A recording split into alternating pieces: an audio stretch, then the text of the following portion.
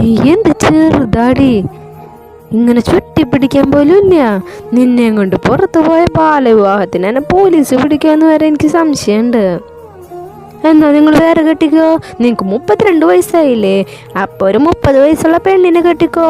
അപ്പം നിനക്ക് പുറത്ത് പോകുമ്പോൾ പോലീസ് പിടിക്കുന്ന പേടി വേണ്ട. അതൊരു നല്ല ഐഡിയ ആണ്. എന്തായാലും ഞാനൊന്ന് ആലോചിക്കട്ടെ. അത് പറഞ്ഞ ദത്തൻ കണ്ണുകൾ അടച്ച് അവളെ ചേർത്ത് പിടിച്ച് കിടന്നു. ശരിക്കും ഞാൻ അത്രയും ചെറുതാണോ ദത്ത? അതുകൊണ്ടാണോ നിനക്ക് എന്നെ ഇഷ്ടമല്ലാത്ത? വർണ്ണം നിഷ്കളങ്കമായി ചോദിച്ച ദത്തനൊന്ന് പുഞ്ചിരിക്കാൻ മാത്രം ചെയ്തോ.